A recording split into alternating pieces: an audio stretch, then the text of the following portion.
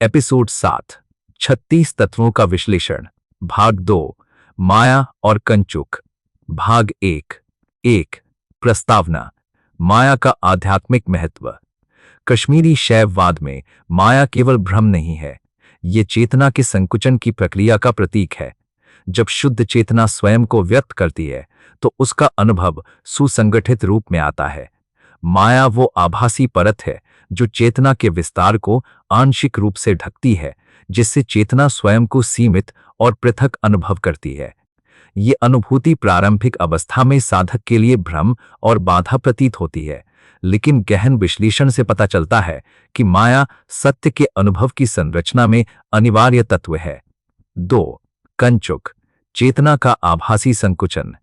कंचुक का शाब्दिक अर्थ है आवरण या संकीर्णता। शिव की अनंत चेतना जब माया के माध्यम से संकुचित होती है तो उसे हम कंचुक कहते हैं। कंचुक 4 प्रकार की होती है: काल, समय की अनुभूति, नियति, कारण प्रभाव का बंधन, विद्या, ज्ञान की सीमाएं, राग, इच्छाओं और आकांक्षाओं का बंधन। ये 4 कंचुक चेतना को सीमित बनाकर संसार का अनुभव उत्पन्न करते हैं। 3 काल कंचुक और अनुभव का ढांचा। काल कंचुक वो तत्व है जो प्रत्येक घटना को समय के भीतर अनुभव करने की क्षमता प्रदान करता है। ये केवल भौतिक समय नहीं है, बल्कि चेतना के अनुक्रमिक प्रवाह की अनुभूति है। काल कंचुक के बिना जीवन घटनाओं में क्रमबद्ध अनुभव असंभव है। साधक के लिए काल का विश्लेषण ये स्पष्ट करता है कि समय भी चेतना की लीला का अंग है। 4 नियति कंचुक, कर्म और परिणाम। नियति कंचुक चेतना को बंधनों में बांधता है। ये कर्मफल सिद्धांत का दार्शनिक आधार है। साधक ये समझता है कि नियति केवल बाहरी नियम नहीं, बल्कि चेतना की संरचना का अंश है। जब नियति कंचुक का गहन ज्ञान होता है, तब साधक अपने कर्मों को अवरोध और भय रहित अनुभव करता है। 5 विद्या कंचुक और संज्ञान की सीमाएं। विद्या कंचुक वो परत है जो चेतना की ज्ञान क्षमता को सीमित करती है। ये शुद्ध चेतना को अनुभव करने की प्रक्रिया में व्यवधान उत्पन्न करता है, लेकिन वही विद्या साधक को सूक्ष्म अंतर और वास्तविकता का भेद समझने का अवसर देती है। गहन साधना में विद्या कंचुक का ज्ञान चेतना के विस्तार के लिए मार्गदर्शक बनता है। 6 राग कंचुक, इच्छा और बंधन। राग कंचुक चेतना में इच्छाओं और आकर्षणों का संकुचन है। ये जीवन की संवेदनाओं और भावनाओं को सीमा में बांधता है। जब साधक राग कंचुक को निरीक्षण करता है तो उसे ये अनुभव होता है कि इच्छाएं बाहरी नहीं, बल्कि चेतना के भीतर जन्मी संरचनाएं हैं। ये अनुभूति गहन आत्मनिरीक्षण के लिए मार्ग प्रशस्त करती है। 7 माया और कंचुक का एकत्रित प्रभाव। माया और कंचुक मिलकर चेतना के संकुचन का आधार बनाते हैं। वे जीवन के विभिन्न अनुभवों का कारण है। साधक को यह समझना आवश्यक है कि ये बाधाएं वास्तविक नहीं, बल्कि चेतना की अभिव्यक्ति का प्राकृतिक नियम है। इस समझ से साधक अंततः बंधनों से मुक्त होता है। 8 माया का सकारात्मक पहलू। माया केवल भ्रम नहीं है, ये चेतना को विविध रूपों में अनुभव करने का अवसर देती है। यदि साधक माया को नकारात्मक दृष्टि से देखे तो बंधन उत्पन्न होते हैं, लेकिन यदि गहन अध्ययन और ध्यान से देखा जाए तो माया शिव के अनुभव का माध्यम बन जाती है। 9 कंचुक और चेतना की स्तरबद्ध संरचना। कंचुक चेतना को स्तरों में बांटती है। इसका अर्थ है चेतना शुद्ध रूप में, अनुभूति में और संज्ञानात्मक स्तर पर विभिन्न रूपों में प्रकट होती है। हर कंचुक चेतना के संकुचन का एक आयाम है। साधक को इसे समझना आवश्यक है ताकि वो अपने भीतर के स्तरों को पहचान सके। 10 बंधन और मुक्ति पथ। माया और कंचुक के प्रभाव से उत्पन्न बंधन वास्तविक नहीं है, वे चेतना की सीमाओं की अनुभूति मात्र है। जब साधक इन सीमाओं को निरीक्षण और अनुभव करता है तो वो बंधनों से मुक्त होता है। ये अनुभव प्रत्यक्ष, गहन और आंतरिक होता है। 12 अनुभव और परख। माया और कंचुक केवल सिद्धांत नहीं है, वे प्रत्यक्ष अनुभव के माध्यम से समझे जाते हैं। जब साधक अपनी चेतना की सीमाओं और विस्तार को निरीक्षण करता है तो उसे माया और कंचुक का गहन ज्ञान प्राप्त होता है। ये ज्ञान केवल तात्विक नहीं, बल्कि अनुभव परक भी होता है। 12 निष्कर्ष। भाग 1 का सार। भाग 1 में हमने देखा माया चेतना का संकुचन है, भ्रम नहीं। कंचुक 4 प्रकार की होती है: काल, नियति, विद्या, राग। हर कंचुक चेतना के अनुभव को विशिष्ट आकार देता है। साधक के लिए माया और कंचुक का ज्ञान बंधनों और मुक्तिपथ दोनों का आधार है। भाग 2 में हम माया और कंचुक के गहन अंतर्निहित तत्व, उनका अनुभव और साधना के माध्यम से उनका निवारण विस्तार से देखेंगे। भाग 2। 1। प्रस्तावना। माया का गहन अनुभव। पिछले भाग में हमने माया और कंचुक के सामान्य स्वरूप को समझा। अब हम इसे गहन दार्शनिक दृष्टि से देखेंगे। माया केवल बाहरी रूपों में ही नहीं प्रकट होती, बल्कि आंतरिक चेतना में भी ये अपनी उपस्थिति दर्ज कराती है। साधक को यह अनुभव करने की आवश्यकता है कि माया का प्रभाव उसके विचार, अनुभूति और आत्मपरिचय तक में फैला हुआ है। जब चेतना अपने अनुभवों के पीछे गहरी दृष्टि डालती है, तभी माया की वास्तविक संरचना स्पष्ट होती है। 2। कंचुक की सूक्ष्मता। कंचुक का संकुचन बाहरी रूप से स्पष्ट नहीं होता, यह सूक्ष्म स्तर पर चेतना को प्रभावित करता है। काल, नियति, विद्या और राग केवल शब्द नहीं है, वे चेतना के विभिन्न आयामों में सीमाएं निर्धारित करते हैं।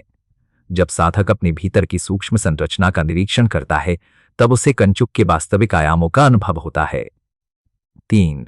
काल, कंचुक और चेतना की धार। काल कंचुक चेतना के प्रवाह को अनुकरणित करता है।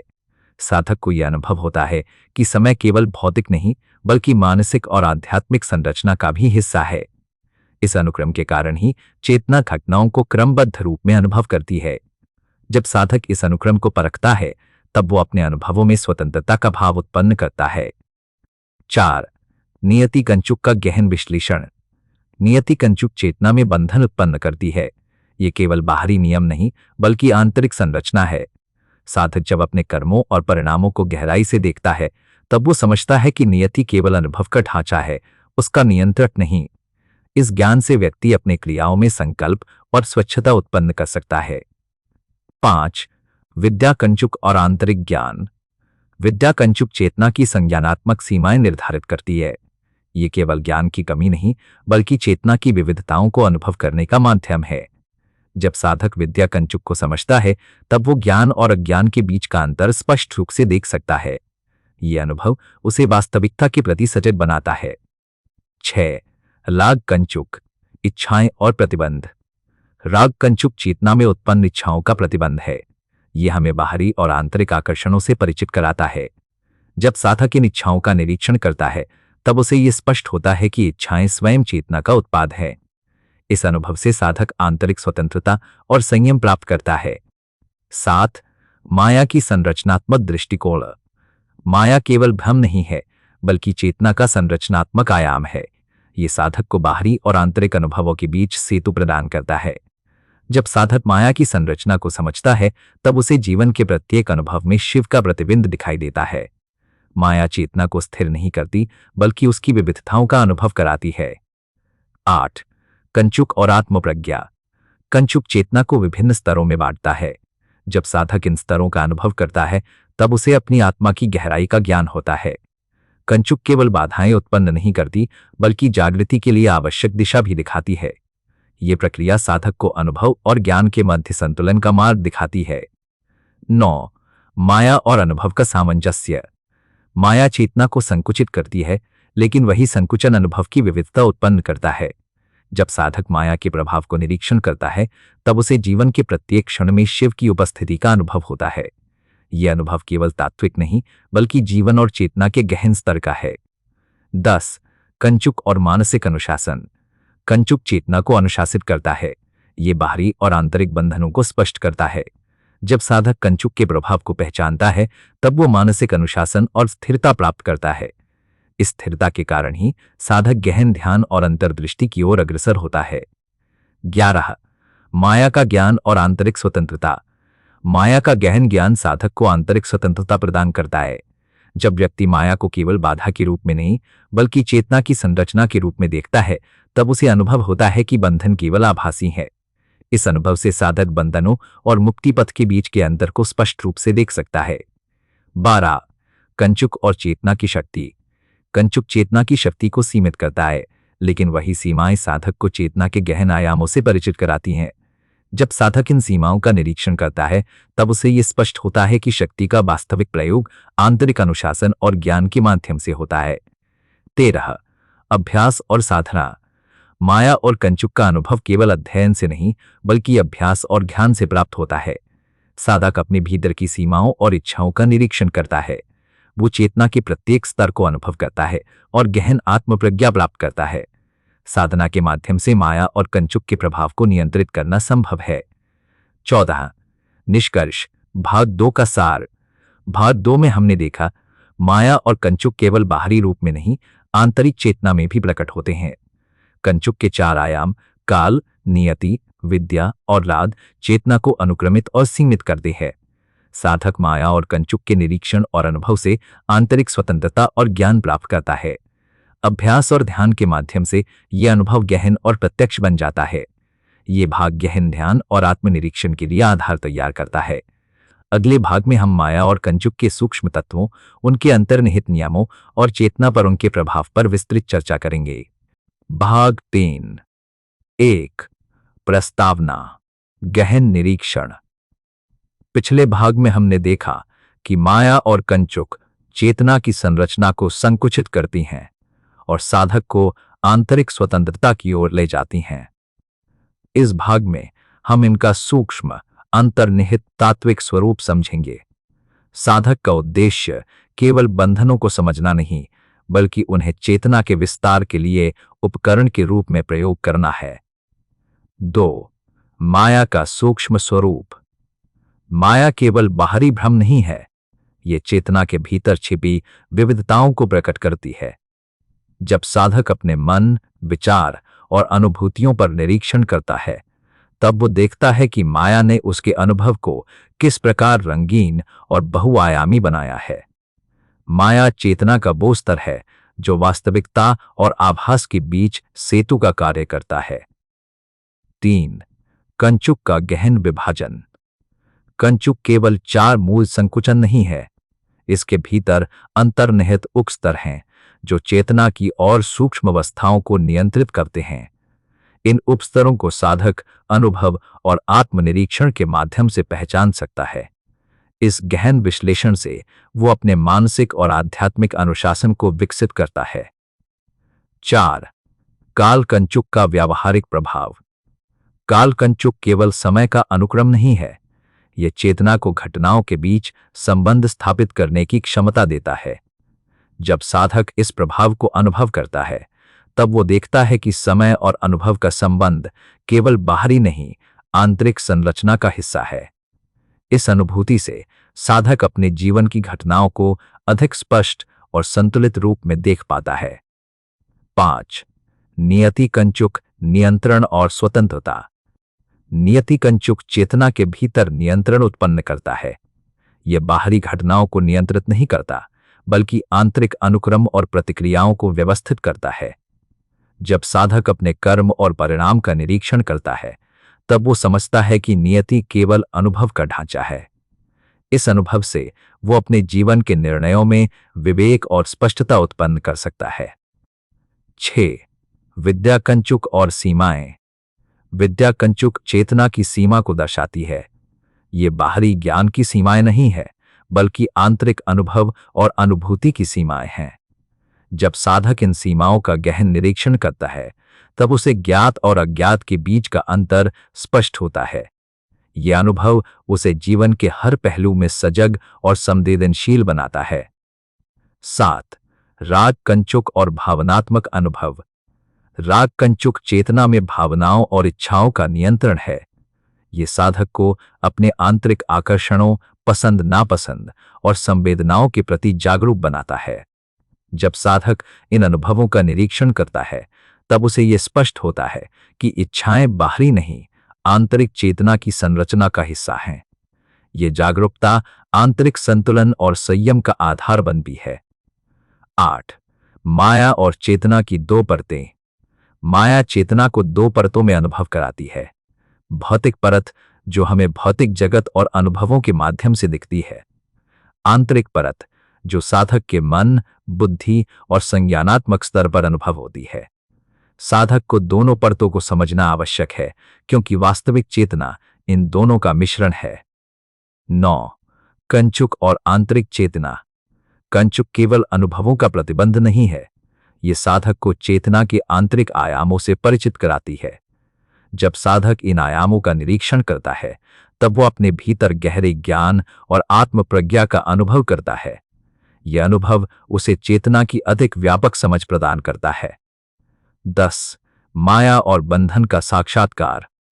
माया और कंचुक के माध्यम से उत्पन्न बंधन वास्तविक नहीं है, वे चेतना के अनुभव और विस्तार की संरचना है। जब साधक इन बंधनों का निरीक्षण करता है, तब वो बंधनों और स्वतंत्रता के बीच अंतर स्पष्ट रूप से देख सकता है। यह अनुभव उसे जीवन की वास्तविकता के करीब ले जाता है। 11. सूक्ष्म अभ्यास और आत्मनिरीक्षण। माया और कंचुक का गहन ज्ञान केवल अध्ययन से नहीं, बल्कि सूक्ष्म अभ्यास और ध्यान से प्राप्त होता है। साधक अपने भीतर की भावनाओं, इच्छाओं और संवेदनाओं का निरीक्षण करता है। इस अभ्यास से वो अपने अनुभवों को नियंत्रित कर सकता है और चेतना के विभिन्न स्तरों को पहचान सकता है। 12. अनुभव का विविध आयाम। माया और कंचुक चेतना के अनुभव को विविध रूपों में प्रस्तुत करते हैं। साधक जब इन विविधताओं का गहन अवलोकन करता है, तब उसे अनुभव होता है कि प्रत्येक अनुभव चेतना की अभिव्यक्ति है। यह अनुभव उसे जीवन की घटनाओं और मानसिक प्रक्रियाओं के प्रति सजग बनाता है। 13. गहन प्रज्ञा और मुक्ति पथ। माया और कंचुक के निरीक्षण से उत्पन्न गहन प्रज्ञा साधक को मुक्ति पथ की ओर ले जाती है। यह मुक्ति पथ बाहरी नहीं, आंतरिक होता है। साधक अनुभव करता है कि बंधन केवल चेतना की सीमाएं हैं, जिन्हें देखकर और समझकर वो स्वतंत्रता प्राप्त कर सकता है। 14. निष्कर्ष। भाग 3 का सार। भाग 3 में हमने देखा माया और कंचुक का सूक्ष्म स्वरूप और आंतरिक प्रभाव, काल, नियति, विद्या और राग। कंचुक का गहन विश्लेषण। माया और कंचुक के माध्यम से चेतना के विविध अनुभव और उनकी संरचना। साधक का निरीक्षण, अभ्यास और ध्यान गहन प्रज्ञा और मुक्तिपथ की ओर ले जाता है। भाग 4 में हम माया और कंचुक के अंतर्निहित नियम, उनके परस्पर संबंध और चेतना पर उनके संयोजन का विस्तृत विश्लेषण करेंगे। भाग 4। 1. प्रस्तावना। माया और कंचुक का अंतर्निहित नियम। पिछले भाग में हमने माया और कंचुक के सूक्ष्म अनुभव और उनके प्रभावों का अवलोकन किया। इस भाग में हम इन तत्वों के अंतर्निहित नियम और उनके आपसी संबंध पर ध्यान देंगे। साधक के लिए यह समझना आवश्यक है कि माया और कंचुक स्वतंत्र नहीं, बल्कि चेतना की संरचना के हिस्से है। 2. चेतना में अनुक्रम। माया और कंचुक चेतना के अनुभवों में अनुक्रम बनाते हैं। साधक जब अपने विचारों, भावनाओं और संवेदनाओं का निरीक्षण करता है, तब वह देखता है कि प्रत्येक अनुभव एक निश्चित क्रम में उत्पन्न होता है। ये अनुक्रम साधक को जीवन के विविध अनुभवों में संतुलन और स्पष्टता प्रदान करता है। 3. काल, कंचुक और अनुभव की गति। काल कंचुक केवल समय की अनुभूति नहीं देता, ये चेतना के भीतर घटनाओं की गति और प्रवाह को नियंत्रित करता है। साधक जब इस गति को देखता है, तब उसे यह स्पष्ट होता है कि प्रत्येक अनुभव और प्रतिक्रिया चेतना की स्वाभाविक प्रक्रिया का हिस्सा है। इस समझ से वह मानसिक स्थिरता और संतुलन प्राप्त करता है। 4. नियति, कंचुक और कारण प्रभाव। नियति कंचुक चेतना में कारण और प्रभाव के संबंध को स्पष्ट करता है। ये केवल बाहरी घटनाओं का नियम नहीं, बल्कि आंतरिक अनुभव और मानसिक प्रक्रियाओं का अनुक्रम है। साधक जब अपने कर्मों और परिणामों का निरीक्षण करता है, तब वह समझता है कि नियति के नियम अनुभव की संरचना में अंतर्निहित है। 5. विद्या, कंचुक और ज्ञान की सीमा।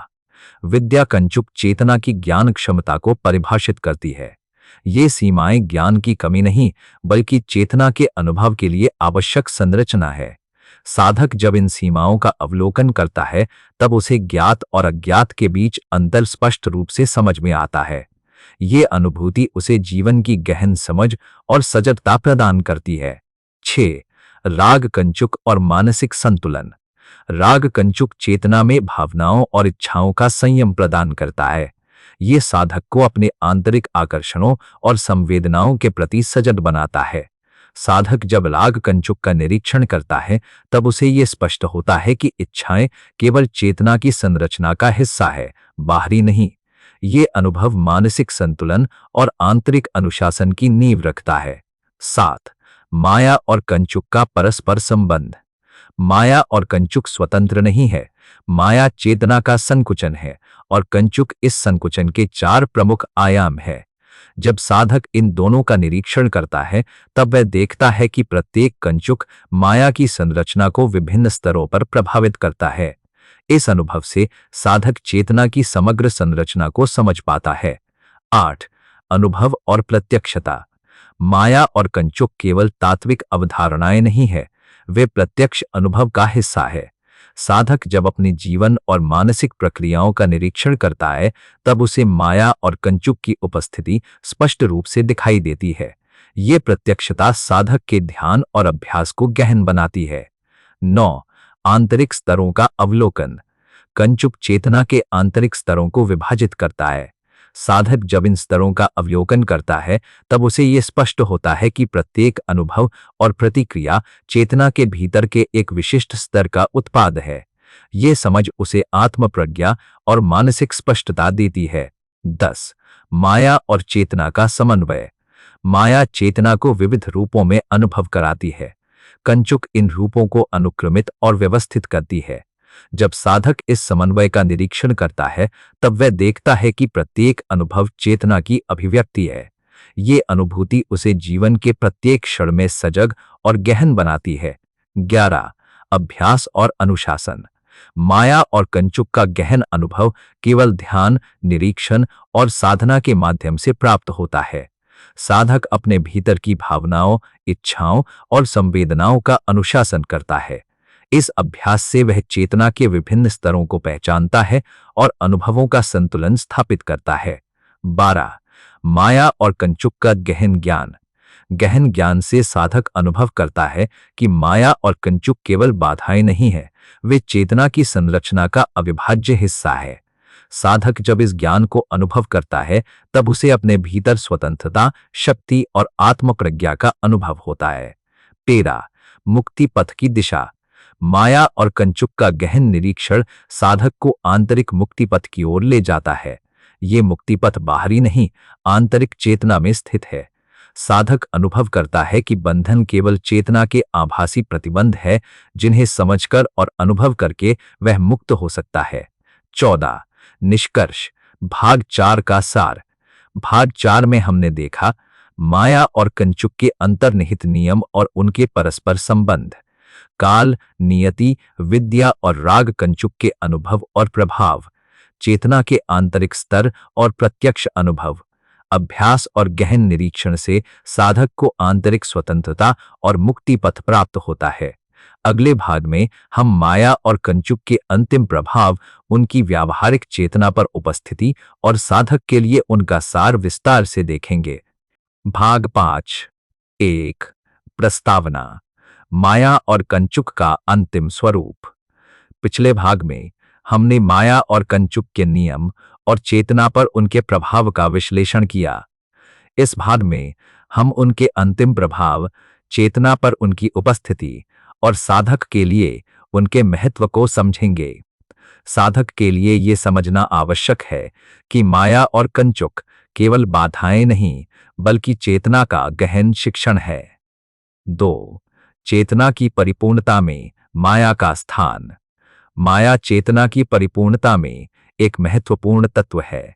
ये केवल भ्रम पैदा नहीं करती, बल्कि चेतना को उसके विस्तारित स्वरूप में अनुभव करने का अवसर देती है। साधक जब माया को निरीक्षण करता है तब उसे चेतना की वास्तविक शक्तियों का प्रत्यक्ष अनुभव होता है। 3. कंचुक का अंतर्निहित अर्थ। कंचुक चेतना का वो आयाम है जो अनुभवों को सीमित और अनुक्रमित करता है। ये 4 मूल आयामों, काल, नियति, विद्या और राग में प्रकट होता है। साधक जब कंचुक का निरीक्षण करता है तब उसे ये समझ आता है कि ये सीमाएं केवल चेतना के विकास का मार्गदर्शन करती है। 4. काल, कंचुक और चेतना की गतिशीलता। काल कंचुक केवल भौतिक समय का प्रतिबिंब नहीं है, ये चेतना की गतिशीलता और घटनाओं के अनुक्रम का प्रतीक है। साधक जब इस गतिशीलता को देखता है, तब उसे स्पष्ट अनुभव होता है कि समय और चेतना का प्रवाह आंतरिक और बाहरी दोनों स्तरों पर एक समान है। 5. नियति कंचुक और अनुभव का अनुशासन। नियति कंचुक चेतना के अनुभवों को अनुशासित करता है। ये केवल कर्म फल सिद्धांत नहीं, बल्कि मानसिक और अनुभवात्मक संरचना का आधार है। साधक जब इसका निरीक्षण करता है, तब वो समझता है कि नियति केवल संरचना है, नियंत्रक नहीं। इस समझ से उसे अपने जीवन में स्पष्टता और स्वतंत्र निर्णय की अनुभूति होती है। 6. विद्या कंचुक और ज्ञान का विस्तार। विद्या कंचुक चेतना की ज्ञान क्षमता को सीमित करती है। ये सीमाएं ज्ञान की कमी नहीं, बल्कि चेतना के अनुभव के लिए आवश्यक संरचना है। साधक जब इन सीमाओं का अवलोकन करता है, तब उसे ज्ञात और अज्ञात के बीच अंतर स्पष्ट रूप से दिखाई देता है। ये अनुभव चेतना की अधिक गहन समझ प्रदान करता है। 7. राग कंचुक और मानसिक संयम। राग कंचुक चेतना में इच्छाओं और आकर्षणों का संयम करता है। ये साधक को आंतरिक भावनाओं और संवेदनाओं के प्रति सजग बनाता है। साधक जब राग कंचुक का निरीक्षण करता है, तब उसे ये स्पष्ट होता है कि इच्छाएं केवल चेतना की संरचना का हिस्सा है। इस समझ से मानसिक स्थिरता और आत्मनियंत्रण प्राप्त होता है। 8. माया और कंचुक का समन्वय। माया और कंचुक चेतना के अनुभवों को समन्वित और अनुक्रमित करते हैं। साधक जब इस समन्वय का निरीक्षण करता है, तब वो देखता है कि प्रत्येक अनुभव चेतना की अभिव्यक्ति है। ये अनुभूति साधक को जीवन और चेतना की गहन समझ प्रदान करती है। 9. अभ्यास और ध्यान। माया और कंचुक का गहन ज्ञान केवल ध्यान और अभ्यास से प्राप्त होता है। साधक अपने भीतर की भावनाओं, इच्छाओं और संवेदनाओं का निरीक्षण करता है। इस अभ्यास से वो अपने अनुभवों को नियंत्रित कर सकता है और चेतना के विभिन्न स्तरों को पहचान सकता है। 10. गहन प्रज्ञा और मुक्तिपथ। माया और कंचुक के निरीक्षण से उत्पन्न गहन प्रज्ञा साधक को मुक्तिपथ की ओर ले जाती है। यह मुक्तिपथ बाहरी नहीं, आंतरिक चेतना में स्थित है। साधक अनुभव करता है कि बंधन केवल चेतना की आभासी सीमाएं हैं, जिन्हें समझकर और अनुभव करके वो स्वतंत्र हो सकता है। 11. चेतना का प्रत्यक्ष अनुभव। माया और कंचुक केवल दार्शनिक अवधारणाएं नहीं हैं, वे प्रत्यक्ष अनुभव का हिस्सा हैं। साधक जब अपने जीवन, मानसिक प्रक्रियाओं और अनुभवों का निरीक्षण करता है, तब उसे माया और कंचुक की उपस्थिति स्पष्ट रूप से दिखाई देती है। ये प्रत्यक्ष अनुभव साधक को चेतना की गहन समझ प्रदान करता है। 12. माया और कंचुक का व्यावहारिक प्रयोग। साधक माया और कंचुक के ज्ञान को जीवन में लागू कर सकता है। उदाहरण के लिए, इच्छाओं और आकर्षणों का निरीक्षण, समय और घटनाओं का अनुक्रम समझना, ज्ञान और अज्ञान के बीच अंतर पहचानना, मानसिक स्थिरता और अनुशासन विकसित करना। ये सभी प्रक्रियाएं साधक को जीवन में सजग, जागरूक और आंतरिक रूप से स्वतंत्र बनाती हैं। 13. गहन अभ्यास का महत्व। माया और कंचुक का अनुभव केवल सूक्ष्म अभ्यास और निरीक्षण से वास्तविक बनता है। साधक अपने भीतर की भावनाओं, इच्छाओं और संवेदनाओं का निरीक्षण करता है। इस अभ्यास से वो अपने अनुभवों को नियंत्रित कर सकता है और चेतना के विभिन्न स्तरों को पहचान सकता है। 14. निष्कर्ष। भाग 5 का सार। भाग 5 में हमने देखा माया और कंचुक के अंतिम प्रभाव और चेतना पर उनका गहन प्रभाव, काल, नियति, विद्या और राग कंचुक के व्यावहारिक और मानसिक लाभ, साधक का गहन अभ्यास और ध्यान, आंतरिक प्रज्ञा और मुक्तिपथ। माया और कंचुक केवल बाधाएं नहीं, चेतना का अनुभव और शिक्षण है। अगले और अंतिम भाग 6 में हम माया और कंचुक के संपूर्ण सार, उनका अनुभव और साधक के लिए अंतिम उपदेश प्रस्तुत करेंगे। भाग 6। 1. प्रस्तावना। समापन की ओर। पिछले 5 भागों में हमने माया और कंचुक के प्रत्येक आयाम का गहन अध्ययन किया। अब हम इन तत्वों का संपूर्ण सार, उनका अंतिम अनुभव और साधक के लिए उनका अंतिम मार्गदर्शन समझेंगे।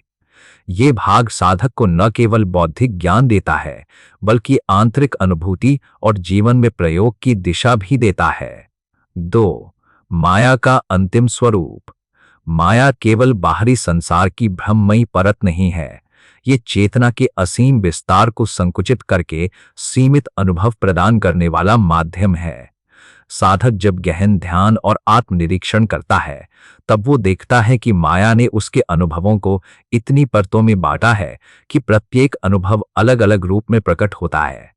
ये अनुभव चेतना के गहन स्तरों की वास्तविकता को समझने में सहायक होता है। 3. कंचुक का अंतिम अर्थ। कंचुक चेतना का वो संरचनात्मक तत्व है जो माया के संकुचन को 4 प्रमुख आयामों में व्यवस्थित करता है। काल, घटनाओं का अनुक्रम और समय की अनुभूति।